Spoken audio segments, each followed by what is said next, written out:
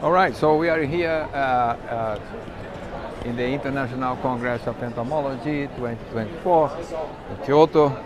A very successful event so far. We are in front of the Royal Entomological Society. So, hello, Jenny. Out of High Hotel, and they were running at like 2 in the morning. That's when they were running. May I interrupt a little bit the conversation? We are live on YouTube on that camera over there. If the gentleman would pass through. Yeah, of course. Can you? Okay, so the camera is here. So look, we are here at the International Congress of Entomology. First of all, tell the audience who you are, and then we go from there. Sure. I'm Luke Tilley. I'm Director of Communications Engagement for the Royal Entomological Society, which means that I help with our events, our outreach, education, our meetings, and oversee our membership. And you're obviously our trustee and membership chair, Walter. Right. We see a very large delegation from the Royal Entomological Society here. Can you tell who is attending? Yes, so I'm here with colleagues. This is my colleague Fran Sconce, who's Senior Outreach and Learning Officer for the Society. We also have our CEO, Simon Ward, who's stood over there, and our Director of Publishing, Emily May, who's here to look after our journals and meet our editors, because we have a number of editors-in-chief here, and our President, Professor Jane Hill. And also we're very happy that there are a number of students that are presenting here with partial sponsorship from the Royal Entomological Society. Is that right? That's absolutely right. So we give out grants to attend any conference really, and you have to apply, and for this year a great number of them have come through to attend ICE here in Kyoto, so that's a really good measure to make sure that those early in their career can come and take the benefit of an international conference such as this. Very nice. I talk about with her a lot over the Twitter and the email. Can you come forward here and talk a little bit about the communications and the shall we call the new Royal Entomological Society? There was a rebranding a few years ago, right? Mm-hmm. The things are completely different. So what kind of effort are you making to reach out to social media? On social media, yeah, so we're on several different platforms on social media. We're on Instagram, Facebook, LinkedIn, and also different types of Twitter. So we have different Twitter accounts for our different journals as well. But we also make sure that every post that we put out on social media has an image or a video. We always get more attention and engagement. And we use different types of words and hashtags. And we also try to, sometimes we play a little bit on social media, so if there are any trending things, we want to try and take advantage of those, try and meet new audiences and try and promote ourselves. So it's very time consuming and expensive to keep all these accounts in place, right? One would think, oh, we have a Twitter account, but who's managed that? Who's Our lovely colleague back home called Bianca, she is our digital media officer, and she has different platforms that can manage accounts, so we can plan ahead. So she knew we were coming here, so we have different posts going out specifically for ICE, and then our other events like Ento, which will happen in a couple of weeks, that will have specific posts going out. We can plan ahead, and we can also make sure when we go to an event and we hear about an amazing story, we get images, we get the details, and then we can plan ahead. So yeah. Speak of the next meeting, we going to Liverpool, and you can see the Beatles, right? At least the place where they walk. Yeah, we can see both sorts of Beatles. Yeah, with an A, with an E. With an E. Can you tell a little bit, both of you, a little bit about the meeting? What have been planned? So we're going to Liverpool. There's going to be over 300 entomologists coming, not only from the UK but from around the world. It's quite a general and diverse programme, so we don't have an overarching theme beyond the sharing and discovering of new research. And we move the meeting around in the United Kingdom. So we're at Liverpool in 2 weeks' time for the week, and then next year we're in Glasgow at the University of Strathclyde. So it's really exciting to move it around. You obviously attract different areas and other different countries depending on where you are in the United Kingdom. So it's really important, and you can enjoy whatever entomology is going on in those institutions and universities, because we've changed from a specific university having all of the conveners to gathering conveners from several universities in one region and all going to one venue. So that brings more diversity, it brings more ideas, and it allows us to broaden the appeal of our meeting, which has been growing every year since COVID. Obviously we had a period of having to do everything online, but we're really seeing a need and a want from entomological researchers to get together again and join other entomologists in order to share face to face. Let's talk a little bit about the membership. Yes, okay. that's special subject. Special subject. So it's fantastic that the Royal Entomological Society gives a free 1 year for students. We absolutely join, right? do. That's a very, very attractive and beneficial incentive. So at whatever age, whatever stage you start a studentship, you're entitled to 1 free year membership to the Royal Entomological Society. And then we have various different categories after that. So you can become a full member, which gives you all of the benefits. You can become associate membership, which is digital only, and doesn't have quite the same level of discounts and grants and awards eligibility, but it still allows you to keep in touch and be a part of the society if you're on a career break or if you finish your studentship and you don't yet have another post to go to. And then of course we have fellowship, which goes through to a panel which decides whether you can become a fellow of the Entomological Society and join Charles Darwin, Miriam Rothschild, yourself, Walter, and it's regarded as an academic qualification almost, a measure of esteem of what your contribution has been to entomology. We didn't is improvising here. Could you call your colleague so that we can talk a little bit about publications? Yeah. Oh yeah, is she available? She's here. If she's here. I think Emily's just got, she's actually meeting with editors, she's doing live publications so she's right working now. right now. Yeah, sure. Yeah, but this is the idea of the membership to be involved in it. You know, to get the title of being a fellow of the Royal Entomological Society is something very significant for one's career. Significant. It's like an academic title. Can you explain that? Absolutely. So what happens is that you apply with various measures of your contribution. So that could be publications and research in the more traditional way, but it could also be what you do in terms of communication, the publishing of books, policy work, stakeholders and press and media. Because it's a measure of esteem that allows people to recognise that you have been an entomologist with good experience and you've really made a contribution to international insect science. Is this your first International Congress of Entomology or the second one? It's actually my second one, so I was lucky enough to go to ICE in Helsinki as well. Yeah. But it's really lovely to come to Japan. What an absolute privilege to come to Japan, come all the way from across the world to the UK. And it's lovely to see so many people here. So I hear there are almost 4,000 delegates here, which is fantastic. And on our stand, we've met people from all around the world, lots of people from China, but from all the different continents. So it's a real opportunity for us to meet lots of different people, talk about our journals and our membership. It's not every meeting that we have members of the royal family being part of the open address, and this is particularly interesting for people from the United Kingdom, right? Yeah, it was amazing to meet, to see their Imperial Highnesses yesterday on stage. That was fantastic. Yeah, and it was incredible to hear the speech from His Imperial Highness and to hear about his interests and his talking about domestication. And I looked up what he did for his PhD. It was really, really interesting. But yeah, of course, in the UK we have our own royal family, and that's within our title of our organisation as well. So yeah, it's really lovely to see different royal families around the world. So. And I think what's also been really... Can you ask Simon if he could join us? I think what's been really lovely is to notice the different approach of Japanese culture and society to insects.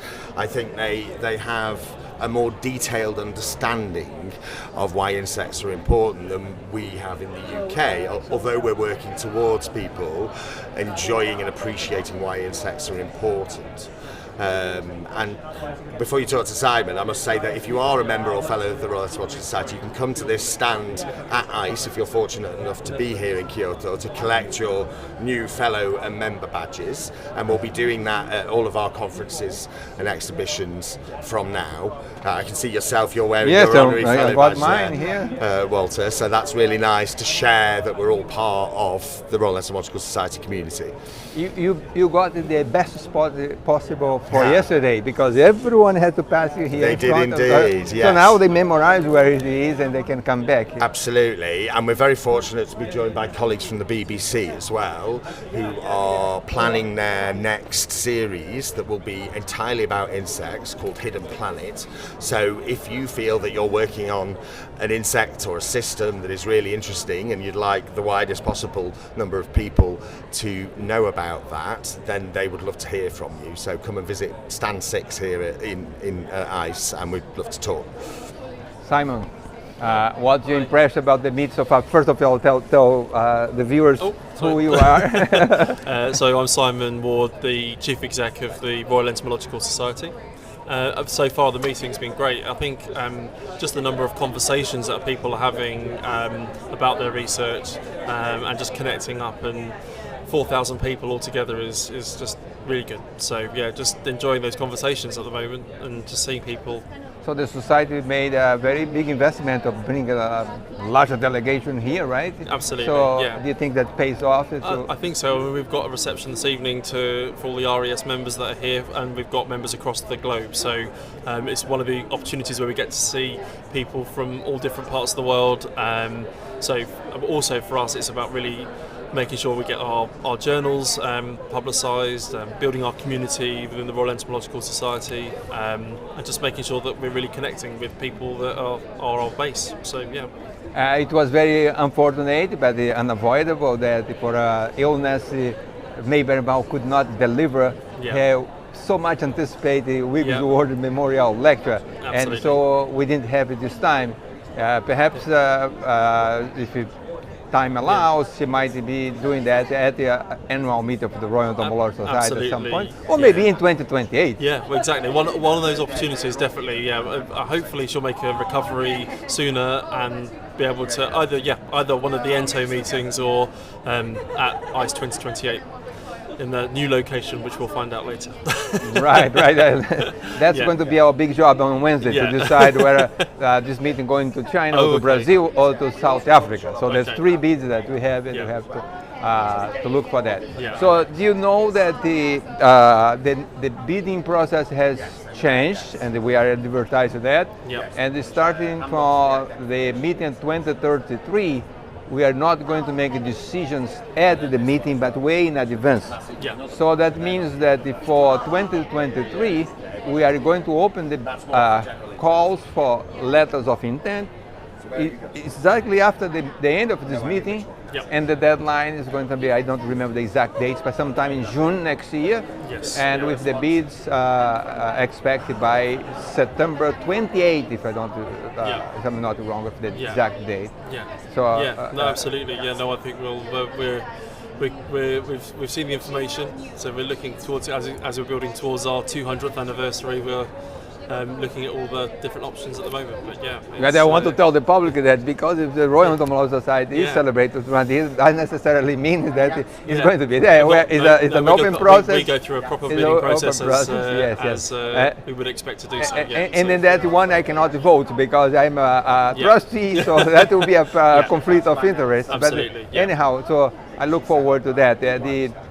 What is expectation here up to the end of the meeting? Tonight we have this celebration of the fellows getting together, and unfortunately Mayberbaum is not here, but still the group is going to get together. So what we expect until the end of this meeting here? I think at the end of this meeting, we're going to have a bigger RES community than when we started the meeting. I think that lots of people are sharing their research, and we're trying to get to their talk to support them as well. So hopefully that will be really important to our membership.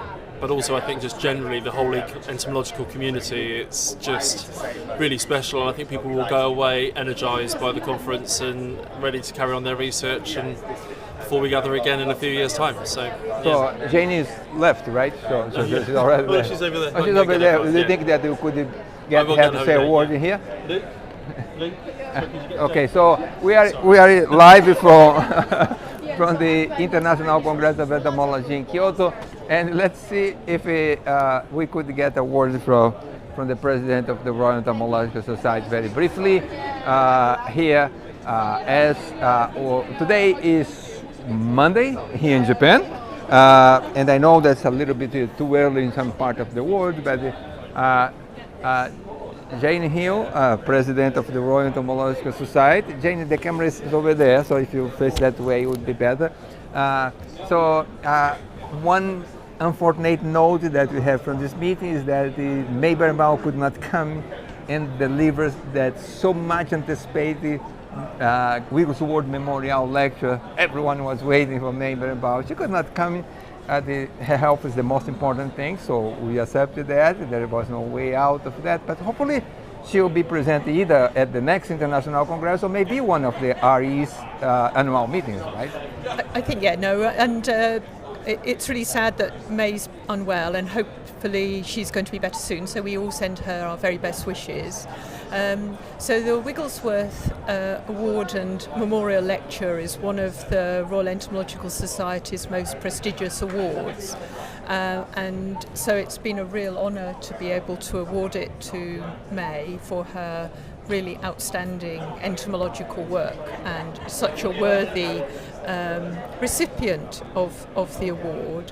So we're hoping that maybe next year at our entomological meeting, which will be in Glasgow next year in 2025 in September, one option might be that she would come then, because it seems rather a long time to wait until the next ICE, doesn't it? But obviously that would be something to talk to May about, to find out what, and talk to the other trustees of the Royal Entomological Society to work out what seems an appropriate thing for her to do. So we're really looking forward to that. And so you're right, Walter. So the Royal Entomological Society has annual meetings, and so that might be one opportunity for her to give her talk, which would be great. Fantastic. You are service president at the moment, and it's a few years after the, shall we say, the rebranding of the Royal Entomological Society. How do you feel, and how much time commitment is that for you, and things like that? Can you share? Because this is a service that we do to the science and entomology, serving all these capacities. Can you explain to the public? Yeah, no, absolutely. So since the Royal Entomological Society was founded in 1833, they've had a series of presidents who serve for 2 years. So that's been something that the society has always done, and that I find that quite interesting, because 2 years seems to be quite a good time, I think, for a president to come in and think about what they would like to achieve without it being a too onerous time. So you get a real opportunity for a turnover of people in that time. So and I think that turnover is a really good thing, to bring in new people, for them to have an opportunity to achieve something, and then the next person comes in. And of course, one of the changes to the governance that has come about in the last few years of the Entomological Society has that we've brought in this new role of president-elect, and then as past president. So actually the president, although they're only a president for 2 years, they actually are with the society as a trustee for 4 years. And I think that's quite a good way of ensuring there's a good handover, and you don't lose sort of that institutional knowledge, and those changes get an opportunity to be embedded. So I took over from Helen Roy, so she was past president and had implemented quite a lot of those new governances that came about, and also launched the strategy. So we're about halfway through our strategy between 2022 to 2025. So we're already planning and discussing and talking about how we might want to revise that strategy and think about what's going well and where there is still more opportunity to improve. I mean, there's always opportunity to improve and to move forward. So I guess when I reflect back on my 2 years, which will finish in a couple of weeks, there's quite a few things that I'm sort of super proud about, to be with the society and help them to move in directions that the members really support. And then to see where the society will continue to make progress and to continue to improve. And I think there's been some fabulous opportunities that have come about from the Royal Horticultural Chelsea Flower Show that the Society had a garden at last summer. That was absolutely brilliant. We've also been working hard to really make sure that our journals are fit for purpose. They've always been fantastic journals, but there's always room for improvements, and so it's been great to see with the appointment of our head of publishing, to see how much more that has been happening there, and then thinking about where we might go in the future around our strategy and to how we might improve that. I guess one of the things that I'm going to be focusing on when I move to be past president is around EDI and the recognition that there's more that we could do there. So we've recently set up a new EDI committee to show how important we think it is for society, and then think about how that may go. But there's so many things I could talk about. It's just been absolutely So fabulous. for those that the United States, EDI is DEI that we call here. Oh yeah, equity, diversity and inclusion, and to think about how, what we could do. And it's very important in entomology, because we have almost 50% of the graduate students in entomology be female, for example, and we don't see most of the time this representation, some capacities. We're making some progress, but still a lot of work to do, right? Yeah, no, absolutely. So I'm an insect ecologist, and in ecology, that is a female-dominated science. So in the UK, when you look at the undergraduates who are doing biology, it is mostly over 50% of those are women.